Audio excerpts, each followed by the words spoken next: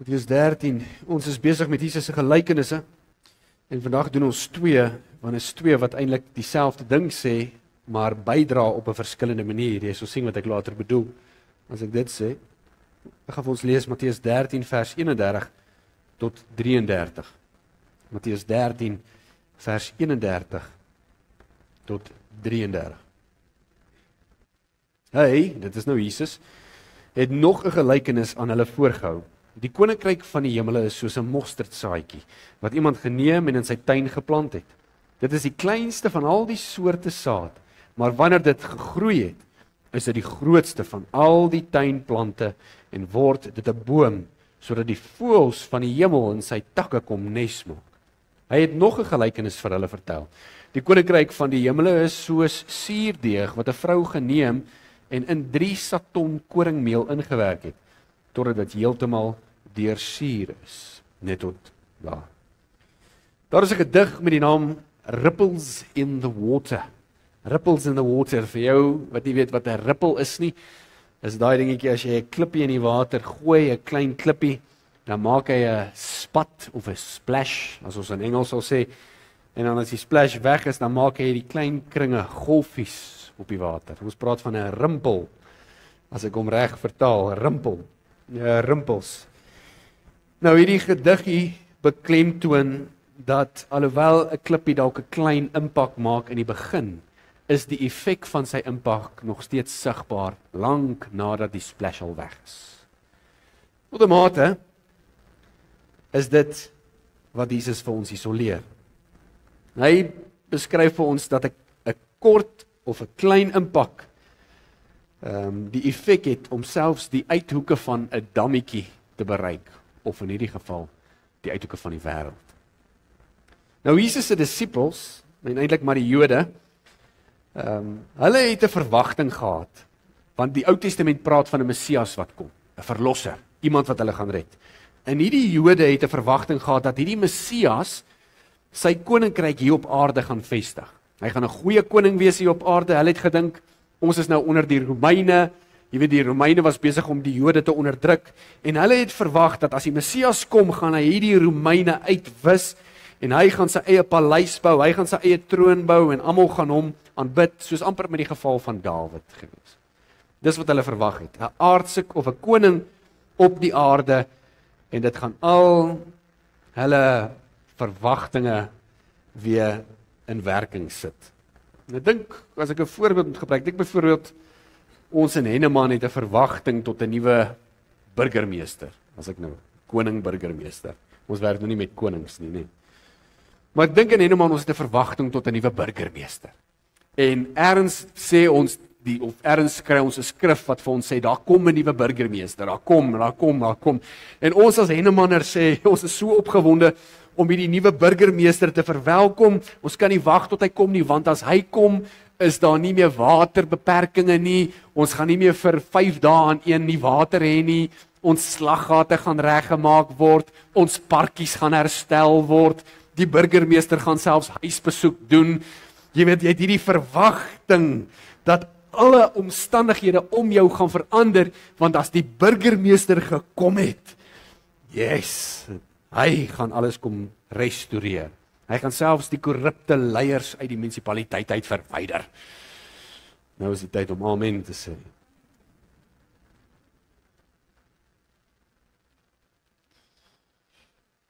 Maar hierdie idee wat ons het oor Henneman, is rondom by, of min of meer dieselfde, die idee wat die Jode gehad het oor Jesus. Hulle het verwag, Jesus moes alles net kom regmaak. Nou, ek praat nie van hulle waterbeperkings en slaggate nie, maar die probleme en die politieke probleme wat hulle in die gesig gestaar het. Dis hoe Israel die Messias gesien het, dat hy hier op aarde iets gaan kom vestig, en dit gaan alles net beter maak. Maar dit is nie Jesus se koninkryk nie. Ek wil hê jy moet dit weet, want vir 'n Christen is dit belangrik. Jesus se koninkryk is nie beter paaie en meer water en hoër salarisse nie. Dis nie waaroor die koninkryk van Jesus gaan nie. Deel van die koninkryk is natuurlik voorsiening, verseker, maar dit gaan nie oor net om alles om beter dienste te kry nie. Dit is nie Jesus wat 'n paleis bou en nou koning van Suid-Afrika word nie. Dis nie soos Jesus se koninkryk is nie soos koning Charles wat nou die koning is van Engeland. Dis nie hoe ons dit moet sien nie. Want dis nie hoe Jesus se koninkryk funksioneer en werk nie. Onthou julle toe Pilatus Jesus gevra het, is jy die koning van die Jode in Johannes? Is jy die koning van die Jode? En toe sê Jesus vir Pilatus, my koninkryk is nie van hierdie wêreld nie. Want dan sou hulle hom nie gekruisig het. Jesus se koninkryk is nie 'n paleis wat hy hier gaan kom bou. Dis nie 'n plek nie. In Matteus 3 vers 2 sien ons dat Jesus sê, bekeer jou, want die koninkryk van die hemele is byderhand. Met ander woorde, dis hier. Hy sê, bekeer jou, want is hier. Nou, as ek 'n Jood was, sou ek gesê, waar is die koninkryk? Ek sien hom nie, maar Jesus sê, hy's hier. En Jesus het selfs gesê in Lukas, baie gaan sê, kyk, hier is die koninkryk, of daar is die koninkryk, maar jy gaan hom nie kan sien nie. Die koninkryk van die Here is meer van 'n geestelike waarheid. Dis hoe ons daaraan moet dink. Jesus se koninkryk is 'n geestelike waarheid. Dis 'n geestelike realiteit. Dis 'n geestelike plek. Geestelike plek binne ons en selfs om ons. Dit moenie gesien word as 'n aardse plek nie, maar dit moet eerder gesien word as Jesus wat heers of Jesus wat regeer. Carson, 'n goeie teoloog, sê die koninkryk is nie primêr 'n plek nie, maar 'n heerskappy. En ek hou van dit. Hy sê die koninkryk van die Here is die heerskappy van God in aksie. Die koninkryk van die hemele is die heerskappy van God in aksie. Met ander woorde, as Jesus praat soos hy begin het, hy het gesê die koninkryk van die hemel is soos 'n mosterdsaadjie. Hy sê dat die koninkryk van die hemele is Jesus se werk in aksie. Dis wat hy sê. Dis God se werk in aksie. Dis God wat werk. Dis Jesus wat werk. Dis Jesus wat besig is. Dis God wat besig is. Dis sy gees wat besig is. Dit is die koninkryk. Ons sien 'n deel van dit, nê. In die evangelie sien ons hoe Jesus mense met demone bevry. Ons sien hoe Jesus wonderwerke doen. En ons kan eintlik sien hoe Jesus heers toe hy hier op aarde was. Ons het 'n voorsmaak daarvan. Ons sien dit in die Bybel en nou het ons nog 'n voorsmaak, nê. Nou is daar nog 'n vorm van 'n voorsmaak waar ons Jesus sien heers. So die koninkryk het gekom. Hy is nog besig, maar hy is nog nie ten volle nie. So dit is die reeds, maar nog nie. As julle verstaan wat ek sê. Hy's reeds hier, maar hy's nog nie ten volle nie. Ek kan dit ook dalk vir eenvoudig en vir jou so probeer beskryf as wat ek verlede week gesê het. As ek vir my dalk 'n rugby span bymekaar wil maak van 30 reserves en alles, 30 of kom ons sê dalk 'n span van 50. Dan sit nou dokters,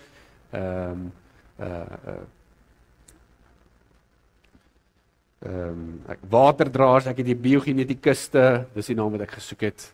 As ek 'n span maak van 50 om my Henneman span reg te kry. Soos ek besig is om hulle aan te stel en soos ek besig is om almal in plek te kry, kan die eerste 15 ouens wat ek nou al gesê het, sê ja, ek is deel van die span. En soos nog mense inkom, sê hulle ja, ek is deel van die span. En soos tyd verloop, so brei my span uit. Dis die konsep met die koninkryk. So begin Jesus. Hy begin met klein en hy sê hierso kom 'n paar Christene. En soos jy tot bekering kom, ja, ek is deel van die koninkryk. En soos jy groei, sê jy ja, ek groei in die koninkryk.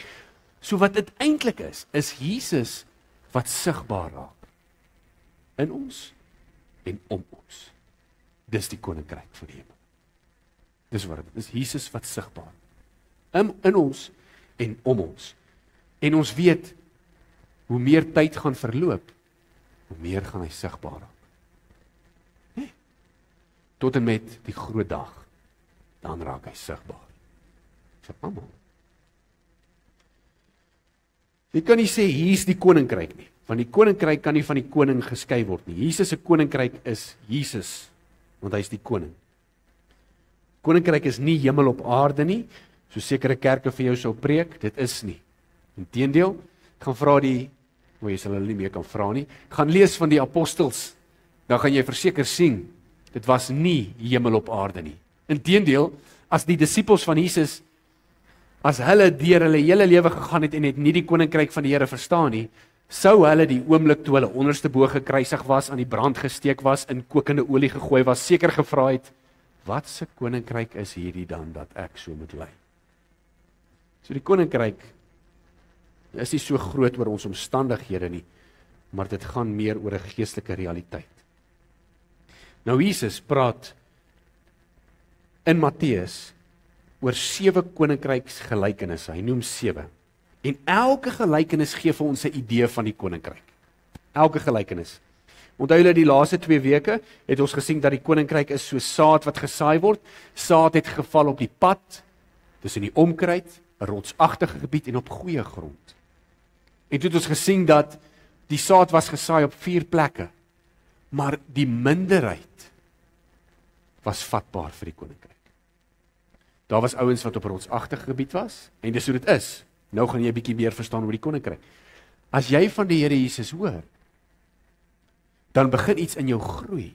Maar as jy nog steeds 'n liefde het vir die wêreld, dan gaan daai iets van die Here wat in jou gegroei het, uitsmoor. En die gierigheid en die liefde van die wêreld gaan dit doodmaak. Dit was die saad wat tussen die onkruid geval het. So dit wys vir jou, se koninkryk is 'n innerlike staat, maar is ook 'n geestelike realiteit. En Jesus beeld vir ons iets uit. Hy het gesê, daar is sekere goeders wat die koninkryk bedreig, maar daar is net een plek waar hy kan val.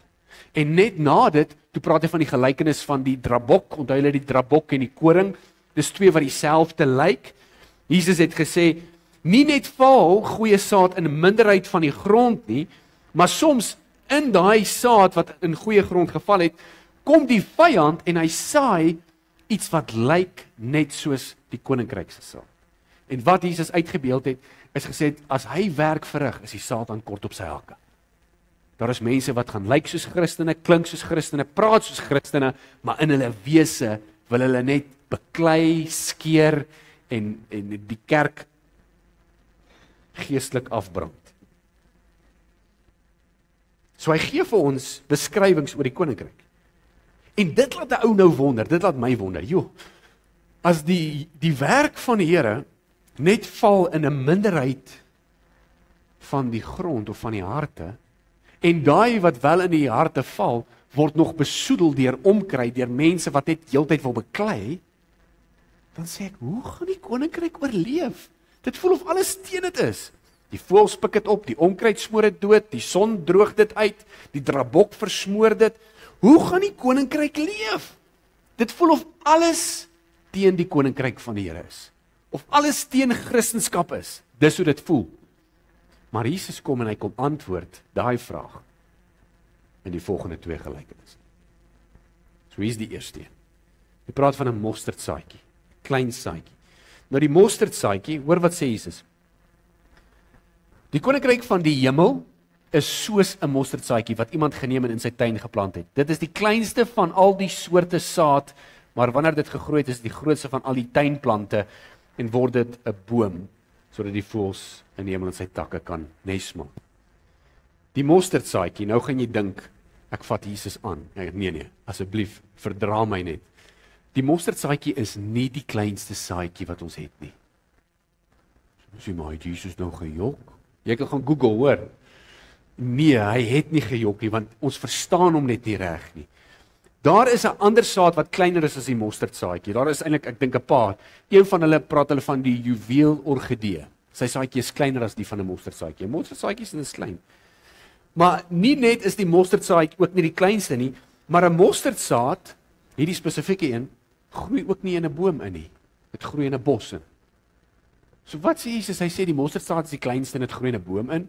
Daar is een teoloog wat hy was 'n teoloog en hy toe hierdie gedeelte en toe sterf hy sy godsdiens af en hy ontken Jesus. Hy sê hy glo nie, want dis die rede wat hy gee. Jesus sê die mosterdsaadjie is die kleinste saadjie en dit groei in 'n boom in, en hy weet duidelik die mosterdsaadjie is nie die kleinste nie en dit groei ook nie in 'n boom nie. So Jesus is verkeerd, die Bybel is verkeerd. Maar kan ek dit gou vir jou sê? Hoe hartseer is dit as jy jou hele geloof baseer op die grootte van 'n mosterdsaadjie. Maar daar is eintlik 'n bietjie van 'n ironie daarin. Maar hier is 'n verduideliking wat ek wil hê jy moet verstaan. Jesus jok nie. As jy gaan kyk, gaan jy sien Jesus praat van tuinplante, vers 32. Grootste van al die tuinplante. So nou raak ons meer spesifiek. Nou kan ek vir jou gou sê dat in Nuwe Testamentiese tye het hulle nie tuine gemaak soos ek en jy tuin maak nie. Nee. As hulle tuin gemaak het, was dit groentetuin. Dit was om te kon eet. Hulle het van die hand na die mond geleef. Jy weet, ons plant gras, maar ons eet dit nie, nê? Het jy iemand wat wei in hulle agterplaas? Nee. As hulle praat van tuinplante, praat hulle van 'n groentetuin. So Jesus adresseer 'n spesifieke saadjie. Jy kry meer as 40 verskillende tipe mosterdplant spesies. Meer as 40. Meer as 40. So nou die eerste vraag is wat ons hierdie teoloog moes, kammige teoloog, gewese teoloog moes vra is, wat 'n spesie van praat Jesus? Dis die eerste vraag wat ons moet vra. Het jy geweet dat die eucalyptus, dis nou die bloekom soos ons hom ken, jy kry meer as 700 spesies van dit? Is dit nie besonders nie? Die bloekom, meer as 700 tipe spesies bloekombome. Maar Jesus wys na 'n spesifieke spesie, want hy praat van tuinplante. Hy praat van tuinplante. Hy sê, die mosterdsaadjie wat in jou tuin gebruik word, is die kleinste saadjie. Dis waar. Want die juweelorgidee was nie in 'n tuin geplant nie. En die ander saadjies wat kleiner was ook nie in die tuin geplant nie. Die mosterdsaadjie was die kleinste saadjie van al die tuinplante. Natuurlik. En nou sê hy groei so groot dat dit 'n boom word. Maar ons praat van Afrikaans, ons sê ons praat van 'n hiperbool en binne die literatuur, nê, wat beteken ons oordryf of ons sê dis as dit baie koud is, sê ons is yskoud. Jy weet, maar daar's nie ys wat om my is nie. En nou sê die ou so groot soos 'n boom. Jesus probeer iets uitbeeld. Dis 'n gelykenis, dis beeldspraak. Ons praat van 'n hiperbool. Ons sou ook sê hy oordryf. Hy oordryf. 'n Bos kan so groot groei soos 'n boom. Dis wat Jesus sê. Dis die kleinste saadjie in die tuin en hy groei so groot soos 'n boom. So ek weet nie waar die argument is eintlik hierso. Die gebruik van die mosterdsaad was ook gebruik as 'n idioom. Dit moet jy ook weet. Want hierdie is nie die eerste plek of die enigste plek waar ons lees van 'n mosterdsaad nie. Daar is nog een, nê. As jy geloof iets soos 'n mosterdsaad, sal jy vir hierdie berg kan sê, lig jouself en gaan werp jou in die see. Hierso sien ook baie binne Joodse geskrifte soos die van Josefus, praat hulle van die mosterdsaadjie en hulle gebruik hom as 'n idioom. Hulle gebruik hom as 'n idioom. So dit was algemeen om so te praat. As jy 'n rede soek om die evangelie te los en jy baseer dit op die feite van 'n mosterdsaad, dan sê ek vir jou, het jou hart nog nooit by die Here gelê nie. So Jesus is besig om iets uit te beeld. Gebruik 'n voorbeeld om iets kragtig deur te bring. So wat beteken dit dan as Jesus sê geloof so klein soos 'n mosterdsaadjie en hy groei in 'n boom laat die voëls kan nes maak? Ons moet nou onthou, ons is besig met 'n gelykenis. En om 'n gelykenis te verstaan, moet ons sê daar is altyd een geestelike waarheid. Ons moet nie alles in alles inlees nie. Nie elke ding beteken iets nie, want dan gaan ons verlore raak.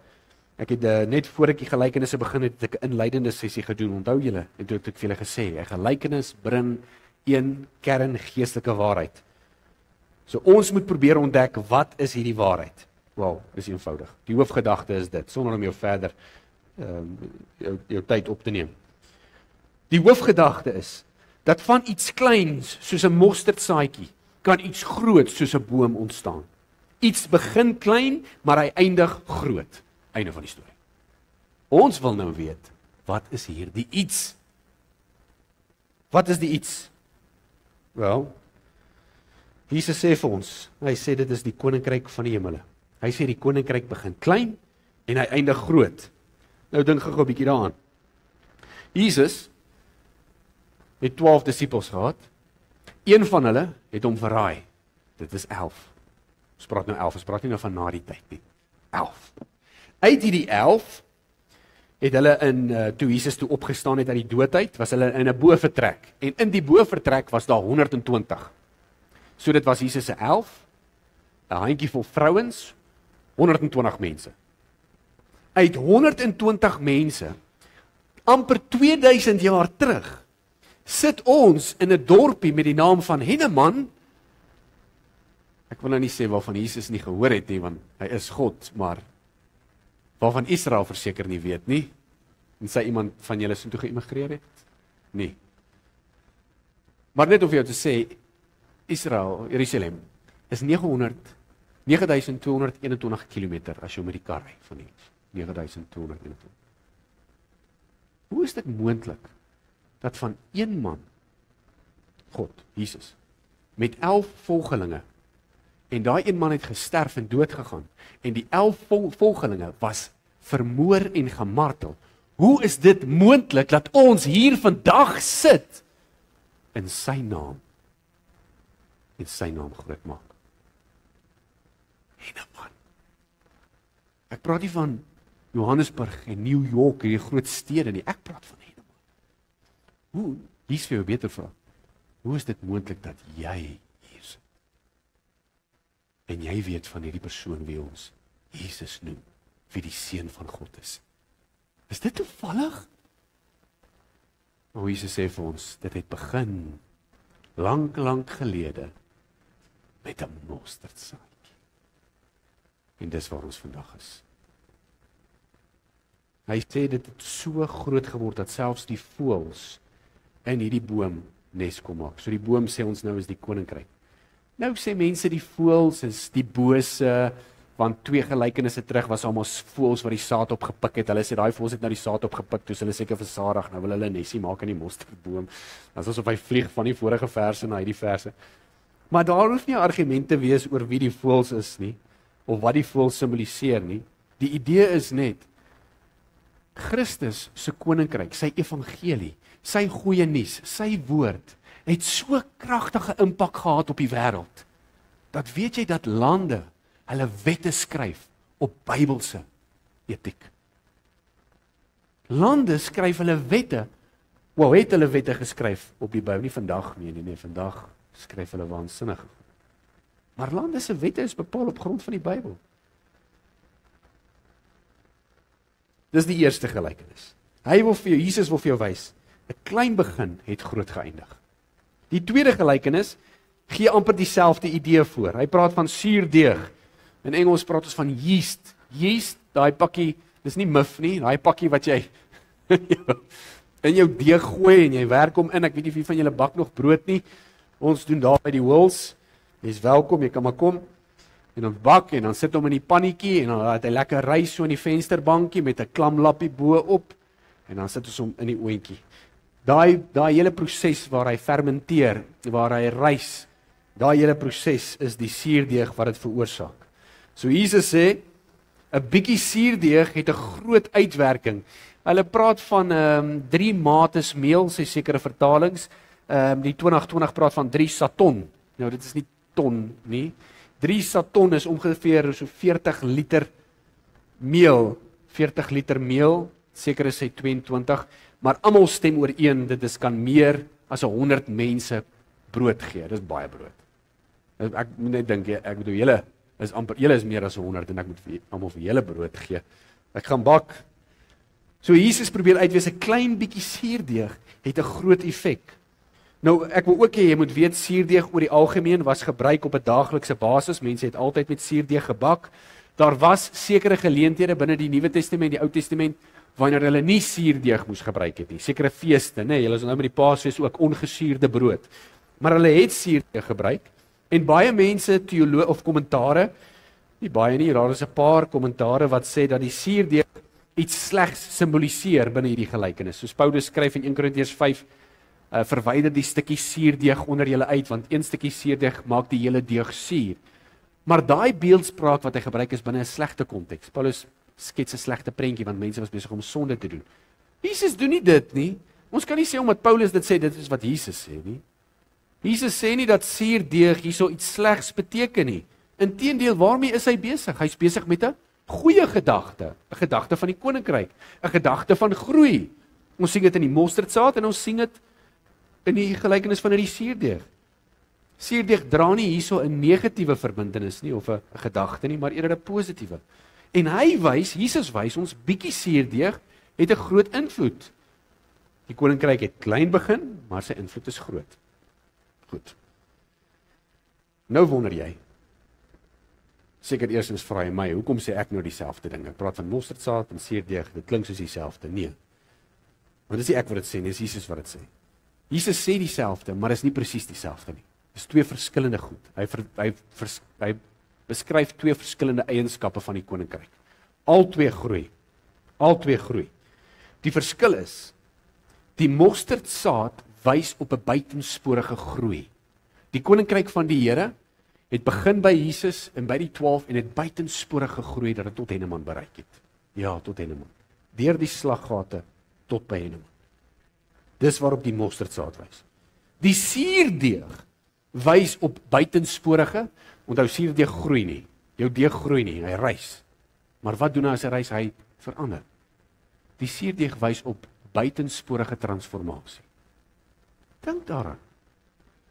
Jesus se koninkryk het van Jerusalem af gegroei tot die uithoeke van die wêreld.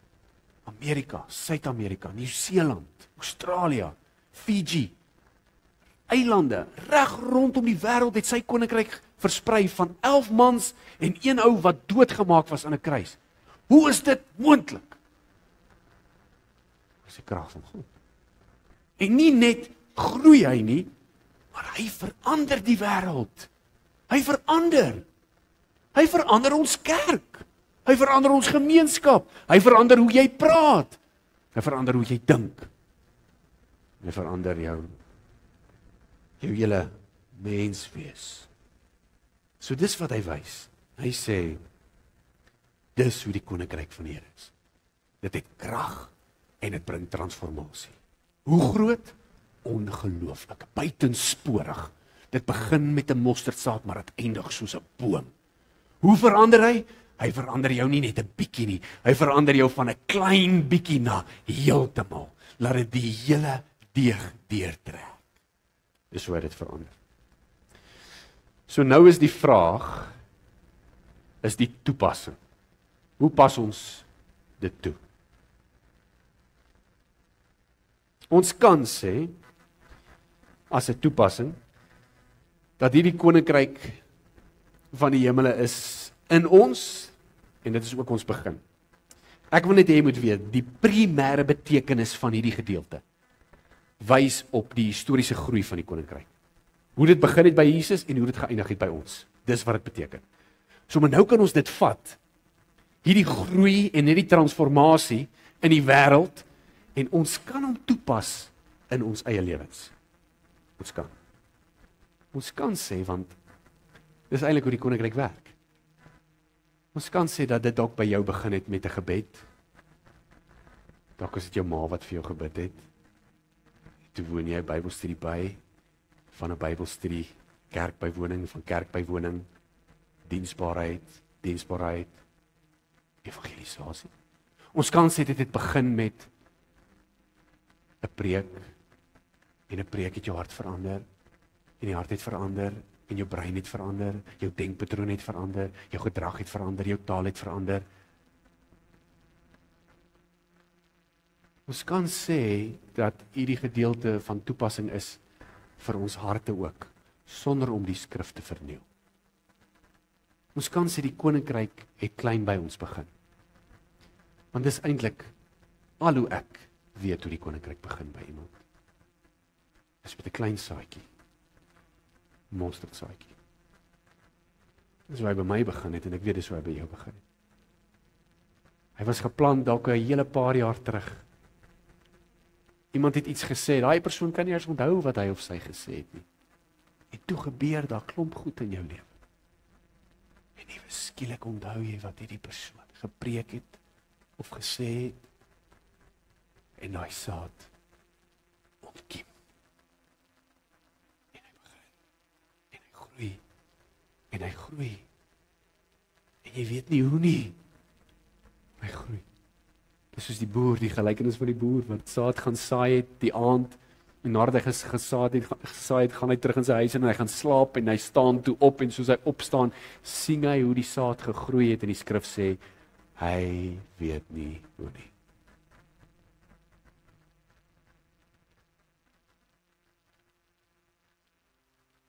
Paulus skryf, hy sê, een man saai, 'n ander man maak nat, maar op die ou einde is dit die Here wat maak groei. Dit is die idee wat Jesus vir ons hierso sê. Hy wil vir jou sê dat die saad gaan gesaai word in jou lewe. Hy sê, jy het 'n verantwoordelikheid as jy nou 2 gelykenisse terug kan onthou. Jou verantwoordelikheid is nie net om te hoor nie, maar om te luister. Luister. Neem die saad en maak dit joune. Jy hoef dit nie te forceer nie, jy hoef dit nie te laat groei nie. Jy kan net luister en sê, ek hoor dit, en ek neem dit, en ek verstaan dit, en ek wag dat die Here dit laat groei. En Jesus gebruik 2 alledaagse dinge. Hy gebruik 'n mosterdsaadjie in jou tuin, en 'n bietjie suurdeeg op jou tafel. En hy sê vir jou, kom ek leer jou iets van hoe my koninkryk werk. Het jy gedink? Dis jy wat daai vrug in jou lewe voortbring? Het jy gedink jy is die een wat jou Christen lewe laat blom en laat groei? Hy sê, kom ek leer jou iets van hoe kragtig my koninkryk is. Kom ek leer jou iets van hoe ek eers. Dit begin klein, dit lyk magteloos, dit klink dalk net soos 'n kerkdiens, maar dit het 'n groot impak. Jy sien, julle het seker nou al 35 minute geluister na saad wat gesaai was. 35 minute. Jy kan ook huis toe gaan en iets gaan by jou vasbrand. En deur hierdie week gaan daai saadjie dalk, nie hierdie weekie, dalk volgende week, dalk volgende jaar, gaan ietsie begin ontkiem. Omdat jy nie net kom sit het nie, maar omdat jy kom luister het.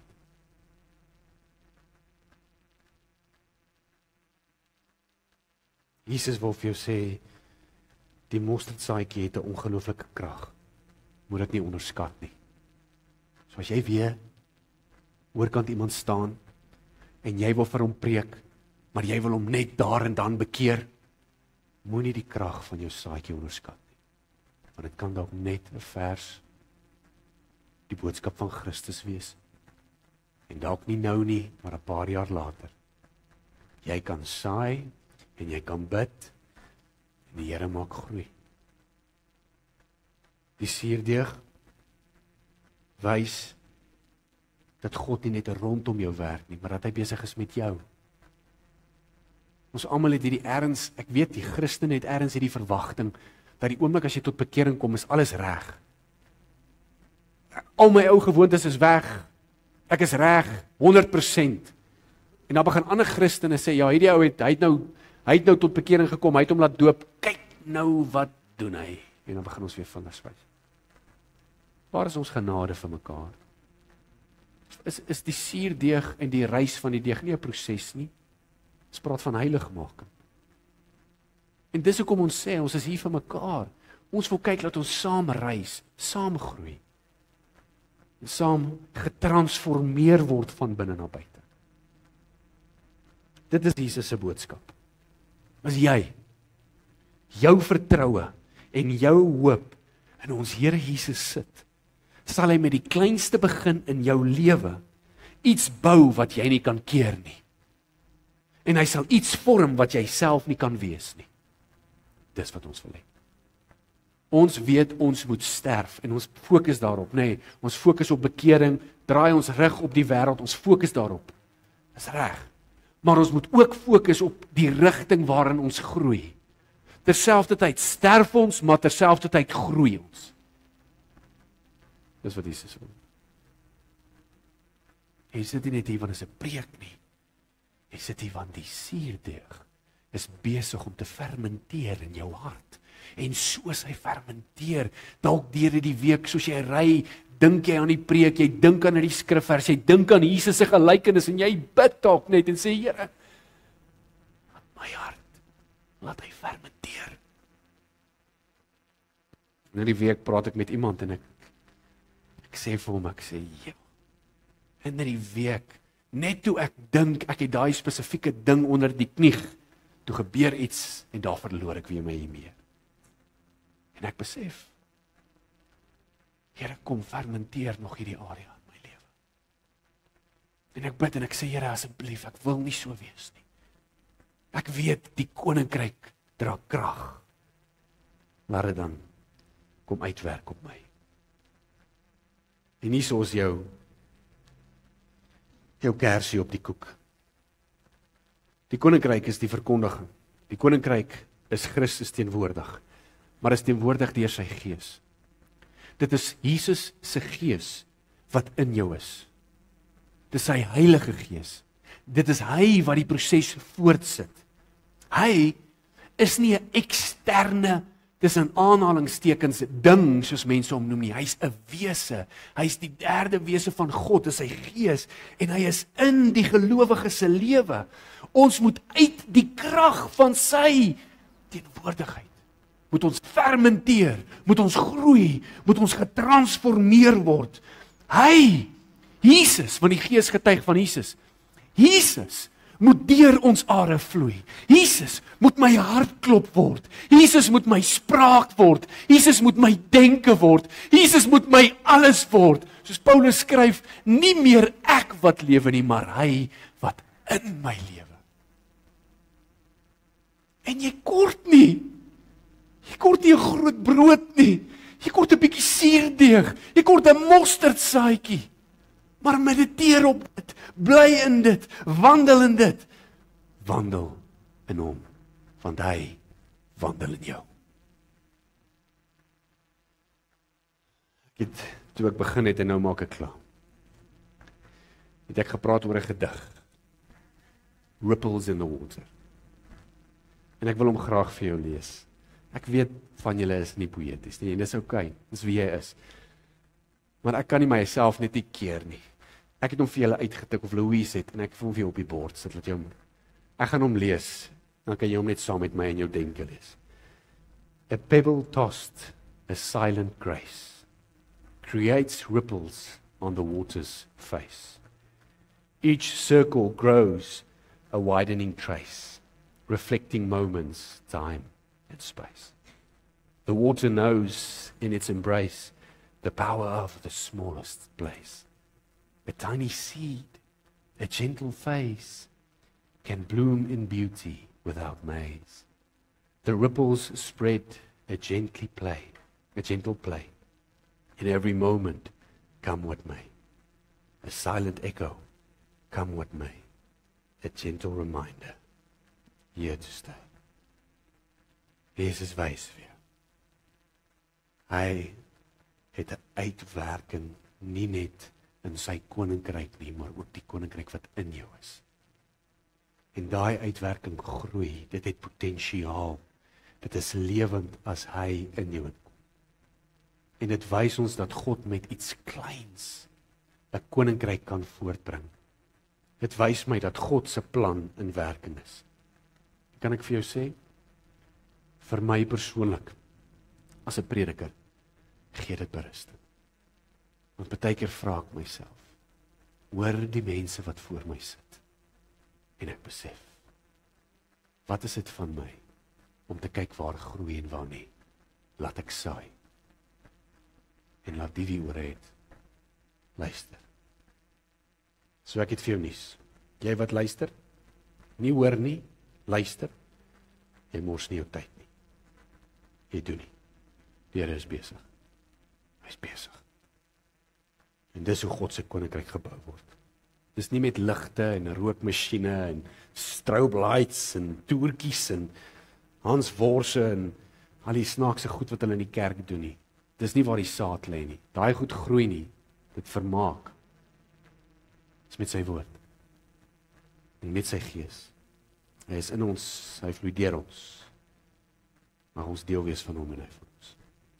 Kom ons bid. Ons Here Vader, voorreg om te kan sien dat u koninkryk gebaar u krag. Ja, hy is groot. Hy is sterk, hy is almagtig. Dat u van 'n klein mosterdsaadjie, Here, 'n hele koninkryk tot stand kan bring. Dat selfs die voëls nes kan maak. Dat u van 'n bietjie suurdeeg, Here, so groote magdom meel kan laat reis. U is waarlik 'n God van wonders. My gebed is dat hierdie koninkryk in ons sal reis en sal groei. Ons sal groei geestelik en laat ons ook getransformeerd sal word. Dis my gebed. Sien na die woord in Jesus naam. Amen.